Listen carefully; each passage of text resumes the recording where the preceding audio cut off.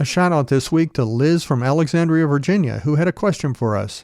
She wants to know where we get our guests and how we get them. She said that she's an avid podcast listener, and while she likes our guests, she doesn't hear a lot of them on other podcasts. Liz, that's something that we think about a lot here at Shaping Opinion. We're not trying to interview the same people that other podcasts are interviewing on that basis alone. While some of our guests do participate in other media interviews, we don't base our interest on that. We look for topics that we think you want to hear about, or in some cases, we research topics that you tell us about. Then we look for the people who may be able to cover that topic through a single interview with a unique perspective. While no one guest can be an expert on everything that we may want to talk about, that guest's perspective should give you a better idea of the stories behind the people, events, or things that we want to explore. Thank you very much, Liz, for your question. Do you have a question? Send me an email at tim@shapingopinion.com. If it's easier for you, get in touch on Twitter or Instagram at Shaping Opinion. If you want, we can give you a shout out. And as always, thank you for being a listener of the Shaping Opinion podcast. You're the reason we do this. This is Shaping Opinion, a production of O'Brien Communications. Marc, what was the most memorable moment involving one of your contestants from one of those early Double Dare episodes? You know what? Nothing stands out. We did 525 episodes of the show initially, and then we just shot another 60 over the last 12 to 18 months. I guess I was learning the ropes at that point. I was 34 years old and had been writing game shows, but it was my first hosting job. And so I was just trying to get through it day to day. We started off doing 2 a day, then 3 a day, then 4 a day, and we eventually got up to about 5 or 6 a day. And so it kind of goes by quickly. And there were a bunch of versions. You know, some people like the all-kid version. Then we did Family Double Dare, so it was moms and dads and kids, or, you know, aunts and uncles and nephews and nieces and things such as that. And I think they were all just fun. It got a little squirrely when we went on Primetime Fox, and we were giving away cars and trips to Europe. The kids didn't care. They just wanted to have fun and get messy. But the parents took it very seriously. And we did have one moment when we were doing the Fox shows where a kid went to reach flag on obstacle number 8 and missed it. And the parent went berserk because it was for a new car, and he wanted that car more than life itself. And he literally pinned his kid up against the wall backstage and threatened him within an inch of his life. And we had to pull him back and explain that, you know, it was a game show for kids, and the fact that there were adults on, just, you know, a newer, fresher version. But this was about having fun. It wasn't about winning anything necessarily. And the kids understood it better than the adults. But 99 out of 100 times, it was just moms and dads and kids just having fun.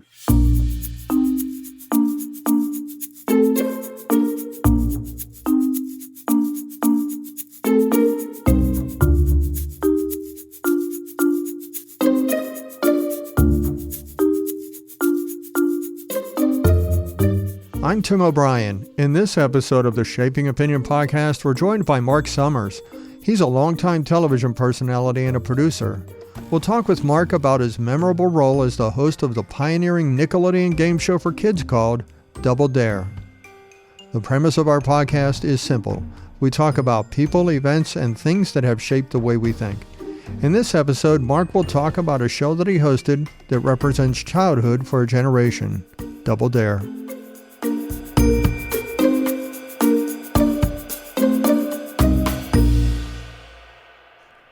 It was the first game show for kids on the Nickelodeon cable network. It premiered in 1986 with Marc Summers as its host, Double Dare.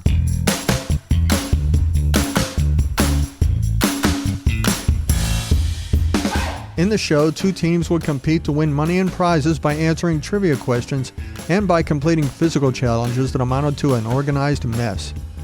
The original version of Double Dare ran from 1986 to 1993. 2 subsequent versions relaunched in 2000 and then from 2018 to 2019. The original version of Double Dare had more than tripled viewership of Nickelodeon in the afternoon. It was the most popular original daily program on cable television. Because of that show, Nickelodeon was able to take its place as a major player in cable television. The show remains Nickelodeon's longest-running game show. In January 2001, TV Guide ranked the show number 29 on its list of 50 greatest game shows. While Marc Summers has been involved with many successful TV projects, Double Dare holds a special place in his heart. Well, it was the first show that put me on the map. I started my career as a professional magician, and then I did stand-up at the Comedy Store and did a bunch of stuff like that, and writing game shows, and, always wanted to host a TV show, especially a game show back in the day. And it was the thing that sort of put me on the map, so that was that. And I think it was just good, clean, fun entertainment, which I've been very lucky to do throughout my career. I've always done TV that wasn't embarrassing. It's moms and dads and kids can sit and watch and not be embarrassed, and I've been most proud of that, I think. Well, how did the Double Dare game work? For anyone that might forget or never even saw the show, how would you describe the actual game? Well, you ask a question. If you can't answer it, you can dare them. If they can't answer that, then they double dare them back. And if they can't answer that, they take a physical challenge, which is some stunt that generally has mess and has some athleticism to it. And you can get, a bunch of points in round one and double the points in round two. And the object of the game is to get to the obstacle course, run 8 obstacles in 60 seconds or less. Each one's a prize. But if you get all 8 in 60 seconds or less, it's either a huge cash prize, or back in the day it was a car, or, a fancy trip or something like that. Space Camp initially was the big thing that we gave away back in 86, 87, 88. Nobody knew what that even was back then. And so, Nickelodeon had done research back then and found out that kids didn't have their own game show. They were living vicariously through their parents, watching Price is Right and things like that. And so we were the first ones to deliver a game show that kids could, participate in, win prizes, and have fun. Were you involved in the actual creation of the games and the structure of the show? Not initially. 4 people, let's see if I can remember the names, Dee LeDuc, Jeffrey Darby, Bob Benthal, and Mike Klinghoffer created the show. And we shot 65 in Philly, and when we got picked up, I became a producer and was involved in overseeing questions, although Alan Silverberg, a head writer, was so great he really didn't need my help, and also in testing the physical challenges and things like that. So I became more and more involved, and then when we moved from Philly down to Orlando, I was the exec producer of the show and was responsible for the overall look, content, editing, things like that. So we did it for 8 years, 86 to 94, and shot 525 episodes. One of the things you mentioned was the physical challenges, and I did have to ask you about that because when you watch the show, you're this bystander, you're the moderator, you're the master of ceremonies at this, literally. And there are all these people doing these crazy physical challenges, and I did have to ask you, did you ever participate in any of those physical challenges, or were there any physical challenges that you had to test out? Oh, sure, absolutely. I tested every one of them out. After we shot during the day, we'd have kids from local schools from 6 to 9 come and test each physical challenge, and I was involved with all of that. So also about each obstacle, I went through each obstacle because my feeling was I should know what the kids are feeling like when they're going through it. So yes, I was involved from head to toe as we moved on into production. Did you have a favorite one that you like to do? Physical challenge, pies in the pants, I think is always my favorite. You have to catapult 3 pies into somebody's gigantic clown pants. It's just funny for whatever reason. And then we did another one called If I Knew You Were Coming Out to Bake a Cake. And we had these different layers of cake that they had to put whipped cream on at the end. When all the layers were done, they pulled on this lever and, icing from head to toe all over the stage. And, mess for mess sake wasn't necessarily the best form of a physical challenge, but often it was the most entertaining. There was one that I watched before we talked today, and it was one of those ones that reminded me to ask you this question. But the challenge that I saw, it was it involved a water gun that was in a camera, and you shot these birdies that were like badminton birdies, and the goal was for one team member to shoot the water at the birdies. The birdies would go up in the air, and the other team member had to sit there with a fishing net and catch the birdies in 23 seconds. 3 birdies in 23 seconds. It was 20 seconds. We never did anything in 23. It was either 20 or 30. 20 seconds. So they were pretty good at it then.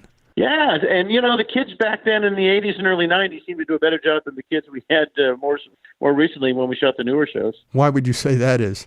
I don't know. It was fascinating to me, quite honestly. But they just, the kids back in the day were more willing to get messy and take chances and just be silly. And I thought these kids were more stilted than the ones we had in the earlier days. Well, when we talk about the physical challenges, it's not far from the legendary green slime. And I actually thought that the green slime was a product of Double Dare, but I learned that it came before Double Dare. You just made it more popular.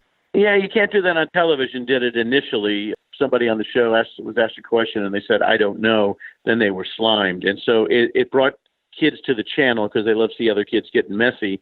And so Nickelodeon became the Slime Network. First we did it on Double Dare, and then just about every program came after that had some form or fashion of getting slimed, a reason to do it, or maybe not even a reason, just part of all the Nickelodeon programming. What was the magic or the appeal of the green slime? And I'm thinking more from a ratings point of view.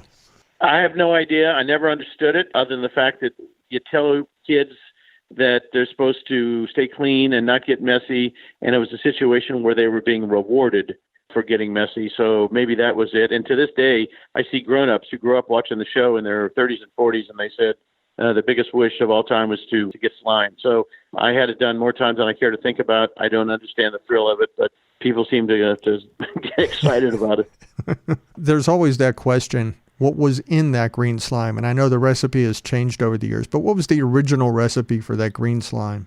The original recipe was vanilla pudding, applesauce, green food coloring, and occasionally we throw in some oatmeal. But as time has marched on, Nickelodeon has a company that makes it.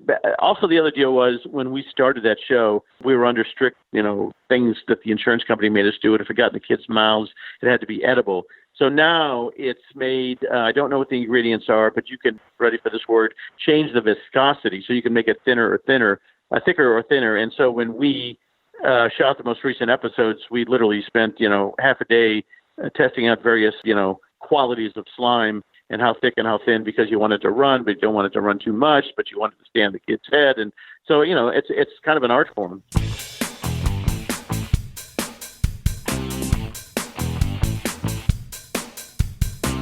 But as you said, they became known for that. It's part of logos, and it was used in theme parks and things like that. I had a question for you, though. You had mentioned the number of episodes you would film in one day, and that is definitely a lot. How did you keep the energy up so that fifth episode of the day had the same energy level that the first one did? That was what they paid me for, and I always wanted to do it, and there I was. And my feeling was every day you go out there, you work as hard as you possibly can. You have to assume that somebody there has never seen that show before, and you want to do your best job possible. And, I had to pinch myself, although it took longer than I had hoped. I was hosting my own show on national TV, and if you don't do 150% every day you go in, then you shouldn't have the job. And I've approached everything in my life that way. I've noticed your work in other shows and in this show, and there is one of those sayings people say is people who are good at what they do, they make it look easy. And a lot of people talk about how hard it is to host a game show. So what skill set does it take to be an effective host of a game show? Well, I learned from Bob Barker in the early days, it's not about you. That's why comedians generally don't make good hosts, because they tend to think that people came to see them. The contestants are the stars. And so Barker used to say to me, if you get 1 or 2 laughs a week, that's fine. But you want to make the contestants look fantastic. And that's the main job there. But in my situation, it's the score, who's in the lead, dare, double dare, physical challenge. If you get this, you'll be within 10 points of the lead, or if you get this, you'll take the lead. I mean, you cannot take 5 seconds off in the middle of the show in your head and start thinking about doing the laundry. You got to stay focused on the program, and I think that's what makes a good host no matter what show it is. It's almost like being a sports announcer, isn't it? Doing play-by-play. They're the best. Sports guys are the best because they do their homework, and you don't know what's going to happen, and that's how Double Dare was. I didn't know who was getting the physical challenge, and I didn't know if they were going to be able to accomplish it. And so, I had to keep my eye on the ball constantly. Well, I know one of the appeals of any good children's show is one that the adults like to watch as well, and I think that's the case with Double Dare. That the adults could sit down with the kids and get something out of it themselves. What did you hear from the parents over the years about what they liked about the show? I knew that it was the silliest, most ridiculous show in the world. And I would do stupid impressions of people in the day who the kids had no idea who I was doing, but the adults did. And the adults would pull me aside, either in the studio audience or when I was out and about doing personal appearance, and they'd say, I watch every day for that one thing you do for us. And they knew I was winking and, sort of snortling about, oh my God, here's this grown man telling 11-year-olds to, walk through a giant mousetrap or something, and then they'd get a trip or, money. And so I knew it was ridiculous, and I had to have fun with it. I couldn't take it serious, for God's sake. A show like that reminds me of a school where you have young contestants and generations. Have you heard back from any early contestants over the years? Have you stayed in touch with anybody that had stories to tell you about their lives? Well, yeah, I won Tournament of Champions. I have sort of crossed paths with that family. We did The last season, it was brawn versus brains. We took the people with the highest score against the people who run the fastest obstacle course and did a final show, and it was a whole build-up tournament up to that. And Garrisons are the family that won that, and end up that when I moved to Philadelphia to start producing First Dinner and then Restaurant Impossible, they had a daughter there who was working as a doctor with a doctor I knew there. And people will come up to me. It makes no difference where I am in Europe, in the United States, because we touch so many people. When you figure, 4 kids a minimum, and then when we're doing families, it was 8 people times, that many shows. Yeah, you're going to cross paths. And the best part for me is they all have a smile on their face and a great memory about it, and just want to tell tales about, they still have the video, and, they still laugh about, the way their hair looked. And even though they didn't win, it was the coolest thing in their life. And that's what you want to hear.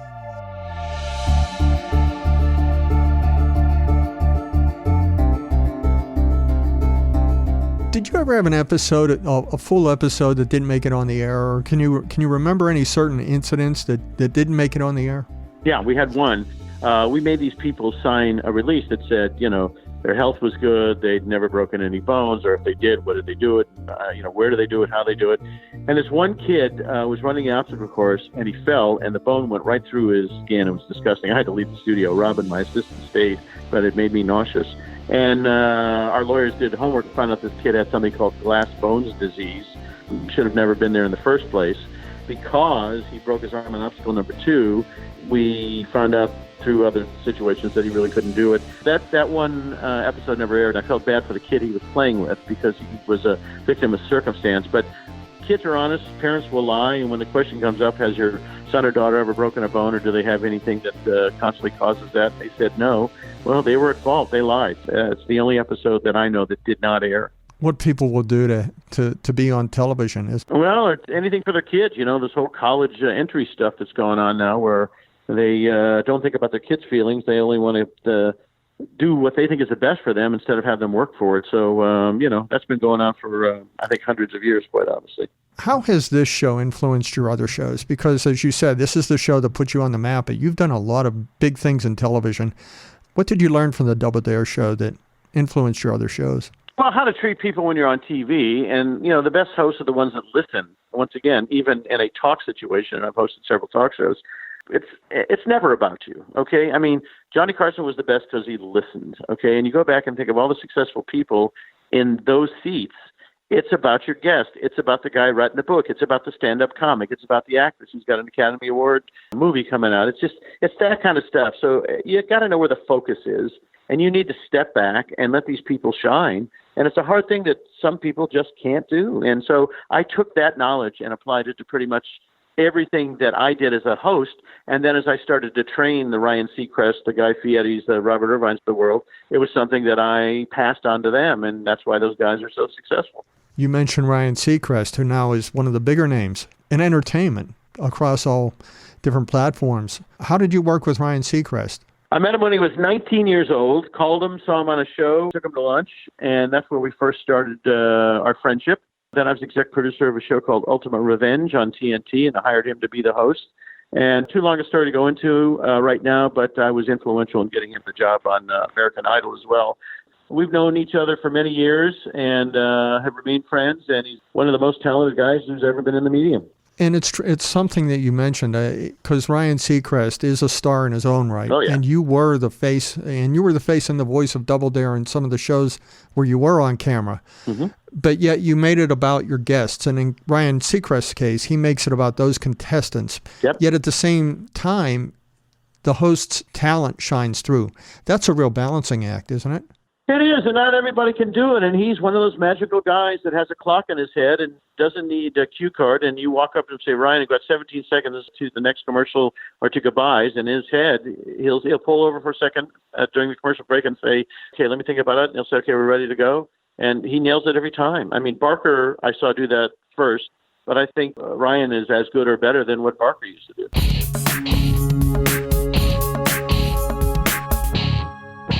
I asked you how the Double Dare show influenced your other work. How do you think the Double Dare show influenced other television programming? Well, there were a lot of copycat shows. A show called Funhouse, which is basically our show with a bigger budget.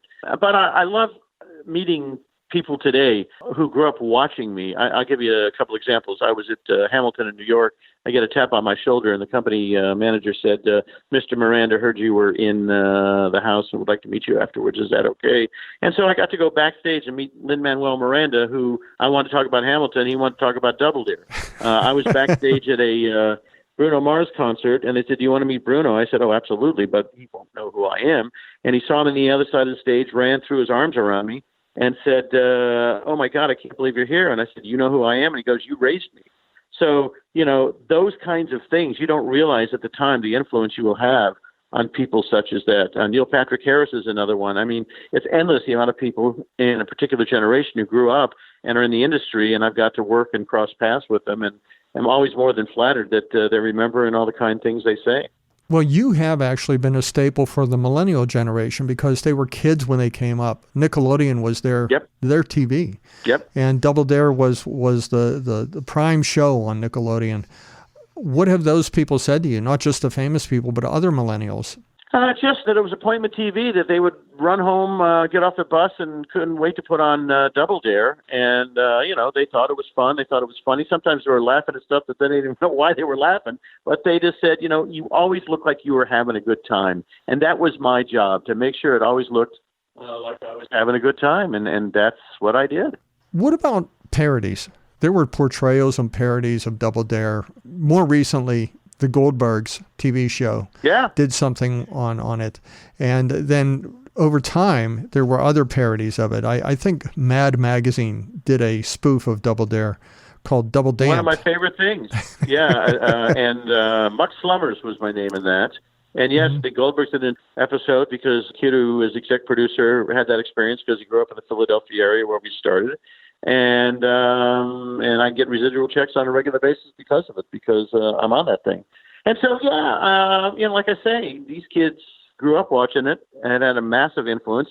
And I love when I go in and do either radio or TV interviews across the country, and people say, the reason I'm in this business is because it looked like you were having such a good time. And that just puts a big smile on my face. Well, it does. And you always did look like you were having a good time.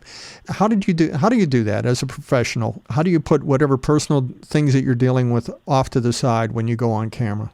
Once again, it's what they're paying you to do. I mean, you get the letter from the IRS that says they're auditing you, and your kid just broke their left arm, and your wife calls and says, we forgot to pay the bills this month, or whatever people come up with.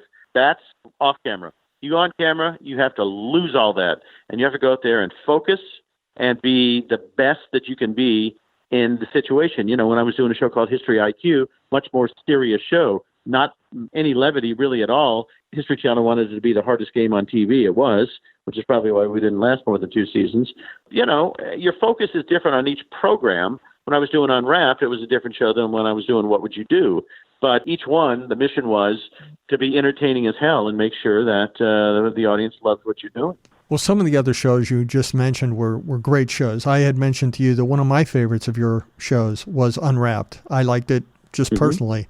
But you've done other shows and you've produced other shows. What do you like better, being on camera or behind the camera? Oh, always in front. It's a disease. I wish I didn't have it, but I do. But, not to say I'm not very proud of, especially Dinner and Restaurant Impossible. Restaurant Impossible now is back on the air and is the most popular show on Food Network currently. So the fact that I was on the ground floor with both those shows makes me happy. And I think I'm a better producer because I understand talent, because I am one. And I'm able to guide the people who are in charge that aren't me how to do things. And I've had, like I said, great students who have gone on to do fantastic things. What's next for you, Marc? Well, I know you said that you're slowing down now, but when you described earlier before we started recording, your version of slowing down is not what other people might think of as slowing down. How would you describe your pace these days? Well, normally I used to have 8 balls in the air. Now I may have 3.5. Developing a couple of shows, one for PBS right now, a couple of things for Netflix. We have a couple of new things going on Discovery. And so I'm not working quite as hard. And I have great partners who do more of the heavy lifting since as I've gained age and maybe a little too much weight, I'm not as quick and nimble as I used to be. And I do want to, I've got one grandchild, the second one on the way. And I do want to stop and smell the roses a little bit. It's not all about work. But, I really don't have any hobbies. I don't play an instrument. I don't play golf. And so, if I were to retire, what the heck would I do? So I just love what I do. I'm passionate about it. And I always say I've never worked a day in my life because everything I've done has just been so much fun. You mentioned a grandchild. Have you brought your family on to the set with you when you do things, and do they like it? Oh, yeah. There was an episode where my wife was on. I just put that on Facebook recently. She surprised me. I didn't know she was coming on. My son and daughter demonstrated something in the obstacle course back in the day. My grandson came on the set of the newer shows and walked around. So although they weren't legally allowed to be on the program, I've had them around the venue many times.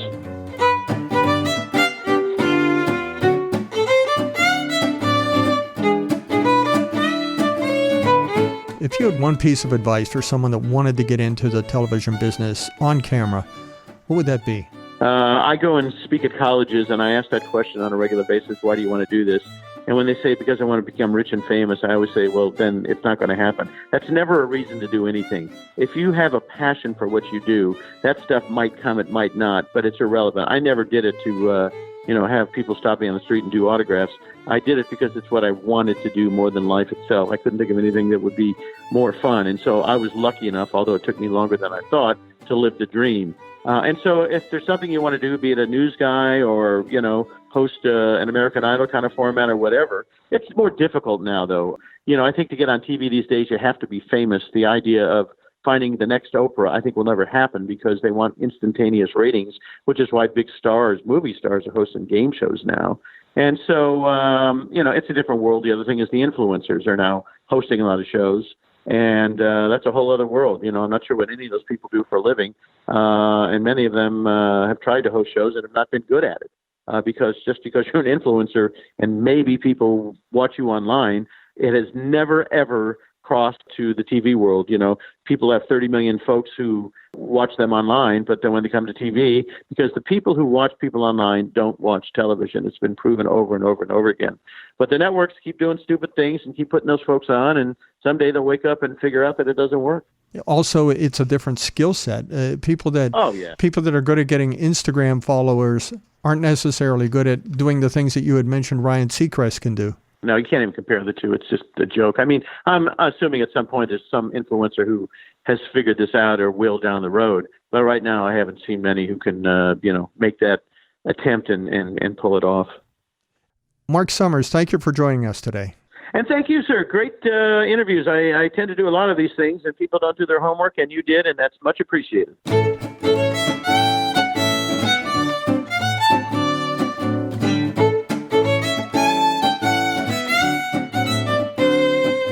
To learn more about Double Dare, Marc Summers, and everything that we talked about today, please see our show notes at shapingopinion.com.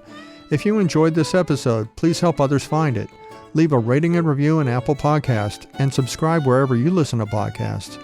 We'd love to hear from you. On Twitter, just tweet to us at Shaping Opinion, or you can get in touch with us through our website, shapingopinion.com. We have a Facebook page, and we're on Instagram at Shaping Opinion. Shaping Opinion is a production of O'Brien Communications. This is where we talk about people, events, and things that have shaped the way we think. Until next time, I'm Tim O'Brien.